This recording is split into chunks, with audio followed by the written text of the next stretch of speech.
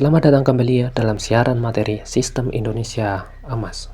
Kali ini kita akan membedah akar masalah bangsa. Namun, saya perlu memberi peringatan sejak awal.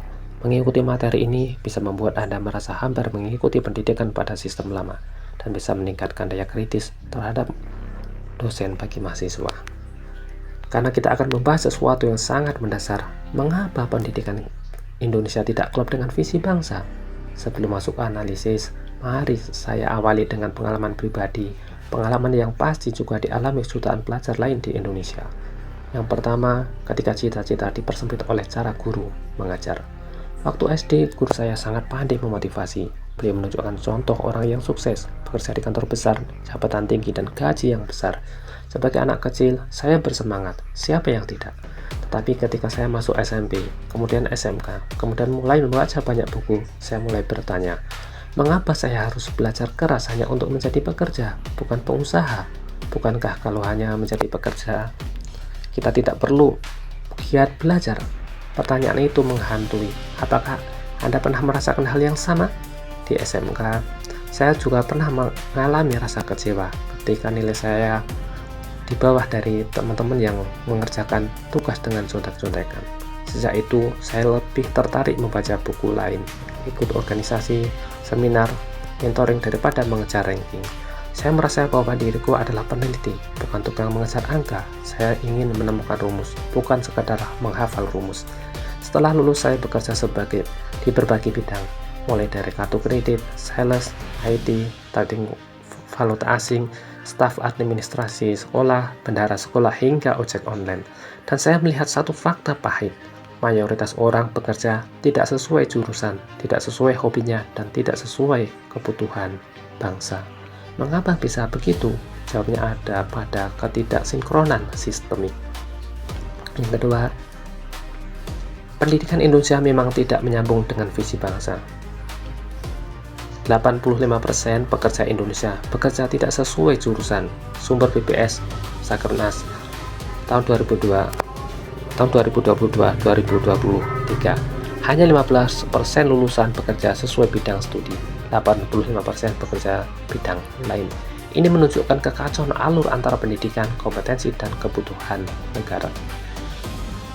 Kemudian 9 dari 10 perusahaan mengeluh lulusan tidak siap kerja. Sumber World Bank Indonesian Skill Report. Penyebab kampus terlalu teoritis, soft skill sangat rendah, industri butuh kompetensi yang tidak diajarkan. Artinya, sistem pendidikan tidak berdiri atas kebutuhan real bangsa. Berikutnya, komposisi lulusan tidak sesuai kebutuhan strategis negara. Data Dikti, 35% lulusan ekonomi manajemen, 18% sosial hukum, 8% pertanian, lebih kecil dari 5% energi, mineral, dan teknis strategis, dan lebih kecil dari 2% atau kurang dari 2% di bidang AI, data science, dan keamanan cyber. Padahal negara butuh dokter, ahli pangan, insinyur tambang, energi baru, ahli AI dan digital, ahli logistik dan geopolitik. Ini bukti jurusan kampus dan kebutuhan negara berjalan sendiri-sendiri. Visi Indonesia 2045 yang dicanangkan pemerintah ternyata tidak terhubung ke kurikulum. Dokumen negara Visi Indonesia 2045 RPG PN Strategi Nasional AI hampir tidak diterjemahkan ke kurikulum pendidikan. Di atas kertas, Indonesia ingin menjadi raksasa teknologi, mandiri pangan, mandiri energi, pelaku utama industri nikel dan baterai dunia. Namun sekolah dan kampus masih mengulang pola lama, hafalan, teori, disiplin buta, deskripsi formalitas tanpa standar kebijakan negara. Inilah akar kekalahan diplomasi Indonesia di sektor global. Lalu penyebab utama sistem pendidikan, industri, dan negara tidak saling bicara. Di negara maju, industri memesan kompetensi, kampus memenuhi, negara mengarahkan, lulusan terserap otomatis. Di Indonesia, industri jalan sendiri, kampus jalan sendiri, pemerintah sibuk memadamkan masalah jangka pendek, lulusan menjadi korban. Efek domino pengangguran, salah jurusan, salah karir, dan salah arah bangsa.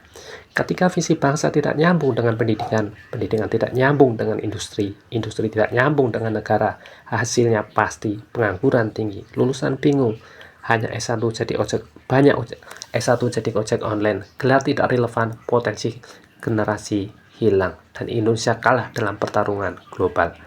Anda dalam materi menyebut visi bangsa dan pendidikan belum klik. Itulah pangkal masalah pengangguran. Dan ini valid secara data. Penutup, mengapa kita membahas ini dalam sistem Indonesia Emas? Karena sistem Indonesia Emas meyakini pendidikan bukan hanya pengejar ilmu, tetapi pencetak arah peradaban. Jika sistem pendidikan salah arah, maka bangsa pun salah arah. Jika pendidikan tidak sinkron dengan visi negara, maka Indonesia selamanya jadi pasar, bukan produsen. Ikuti terus siaran materi sistem Indonesia Emas. Kita akan bahas ini bertahap. Akar masalah pendidikan, desain ulang kurikulum, koreksi sistem kampus, arah baru pendidikan strategi nasional, dan bagaimana pendidikan menjadi mesin kejayaan bangsa. Insya Allah, kita akan buka semua hingga terang benderang. Wassalamualaikum warahmatullahi wabarakatuh. Sugeng Prayono, penulis tata negara alternatif sistem Indonesia Emas.